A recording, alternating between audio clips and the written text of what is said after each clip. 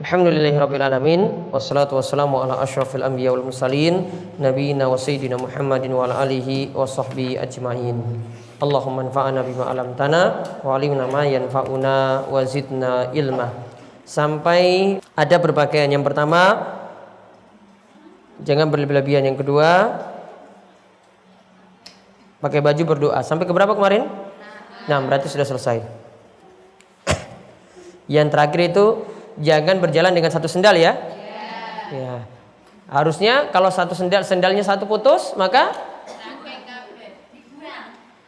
bukan. Ya dicopot semuanya biar adil ya. Maka tidak boleh zolim yang satu, karena kalau cuma kaki satu saja yang jalan pakai sendal, kasihan kaki yang lain. Maka Islam itu sudah ajarkan adil.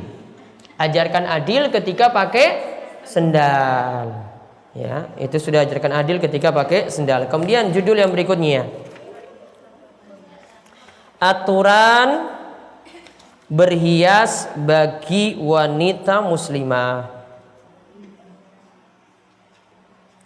Aturan penting yang mesti diperhatikan ada 2. Yang pertama, ada bentuk berhias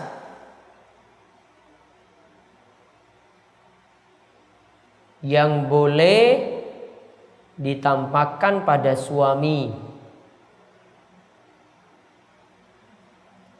Ada bentuk berhias yang boleh ditampakkan pada suami, namun tidak dibolehkan pada keluarga dekat. Namun tidak dibolehkan bagi keluarga dekat.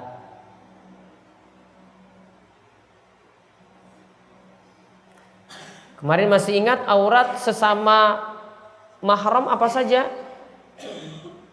Kalau aurat dengan orang lain jelas seluruh tubuh kecuali wajah telapak tangan. Namun kalau sama mahram apa auratnya? Aurat wanita sesama mahram, misalnya dengan bapak saudara laki-lakinya, apa auratnya? Antara pusar dan lutut. Berarti boleh nggak menyusui di hadapan mahramnya, di hadapan bapaknya, ya saudara laki-lakinya, boleh nggak? Boleh. Nah ini aturannya beda kalau dengan suami. Suami lebih bebas lagi.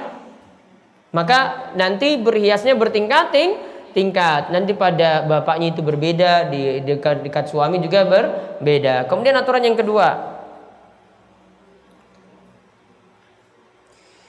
berhias di hadapan suami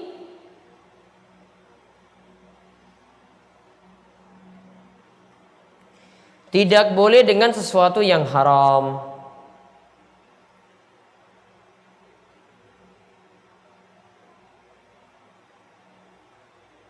Tidak boleh dengan sesuatu yang haram. Seperti berhias yang merubah ciptaan Allah. Seperti berhias yang merubah ciptaan Allah. Contoh, mencukur alis. Contoh, mencukur alis. Ini enggak boleh walaupun di depan suami. Ya, sebagian wanita cukur alis, nanti alisnya wes dicukur tambah lagi pensil. Ya kan? Ini wes entek kan? Terus dikasih pensil. Apa manfaatnya?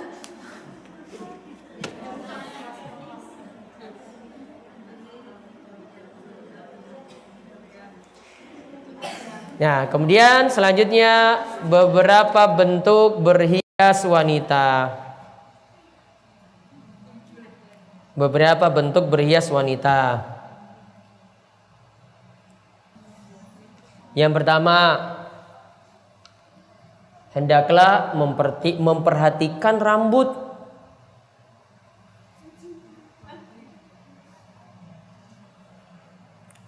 Yaitu rajin disisir, Ini betul ya di sini ini. Diminyaki.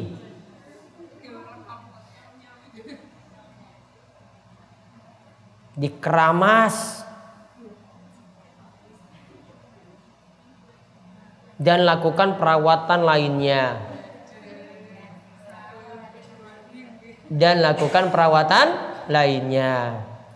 Demi menyenangkan suami. Jadi bukan untuk laki-laki lain, namun untuk suami. Tadi apa saja berarti? Rajin sisir, diminyaki, dikeramasi. Soalnya kalau ketombean tidur dengan suaminya kan bahaya. Nanti ketombeannya nanti nular ke suami. Dan lakukan bentuk perawatan yang lain. Misalnya suami, ini ada pertanyaan, Ustadz, gimana kalau istri saya nggak senang lihat rambutnya itu keriting, ya, boleh nggak di rebonding ya, lurusin rebonding ya, boleh nggak di rebonding? Ya, saya jawab ya sudah, suruh istrimu aja rebonding. Ya, ini suaminya juga macam-macam sekali. Sudah dapat istri kayak gitu kok banyak protes.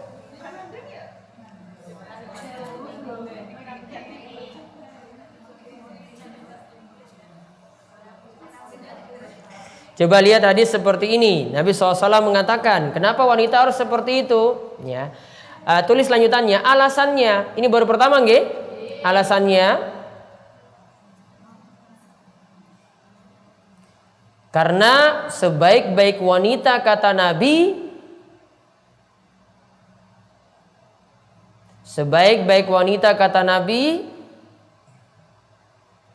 yang enak ketika dipandang.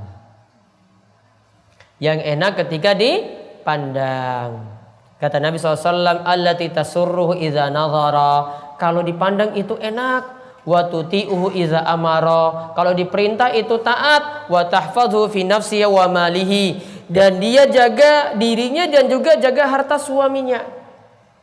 Maka 3 sifat yang disebut oleh Nabi. Kalau dilihat itu enak, bukan cemberut, bukan muring-muring terus, bukan banyak protes terus, bukan kurang-kurang terus, namun menyenangkan suami. Yang kedua, kalau diperintah itu taat. Yang ketiga, jaga diri dan juga jaga harta suami. Bukti tadi urusan rambut diperhatikan. Di sini ada hadis. Rasulullah SAW katakan, kalian tundalah, jangan sampai kalian itu masuk, kata Nabi, laki-laki itu masuk, padahal istrinya itu masih rambutnya kusut, tadi belum disisir, yang tadi masuk tengah malam, pulang-pulang tengah malam, rambutnya masih kusut, belum disisir, ya. Dan ini ketika wanita ini tinggal pergi suaminya, ya, itu ya dalam keadaan seperti itu. Maka kalau mau datang, lapor dulu kepada istri, dek saya itu pulang. Maka istrinya punya kesempatan untuk ngisi rambut. Hadis ini menunjukkan ya wanita itu harus rajin nyisir rambut. Dan juga kata Nabi SAW, man kana lahu sya'run falyukrimhu. Siapa yang memiliki rambut, maka perbaguslah rambutnya, muliakan rambutnya. Maka diperintahkan juga rambutnya dijaga, harus rajin keramas, harus rajin pakai sampo, ya, dan lakukan perawatan yang lainnya. Masya Allah, ini kalau suami tahu ini senang sekali nih. Nah, nanti kemudian berikutnya baru kita nanti pelajari adab menyisir rambut. Jadi tadi disuruh memelihara rambut, nyisir rambut pun itu ada aturannya dalam Islam. Ya, ini sampai rinci kayak gini loh.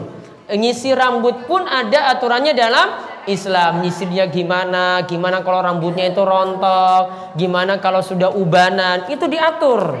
Oke, nanti kesempatan berikut baru kita bahas. Berarti siapkan uang ya untuk melakukan perawatan rambut. Ya, ini kemauan kita cukupkan sekian. Kita tutup kalian doa kafaratul majelis. Semoga subhanakallahumma bihamdika asyhadu an la ilaha illa anta astaghfiruka wa atubu ilaik. Assalamualaikum warahmatullahi wabarakatuh.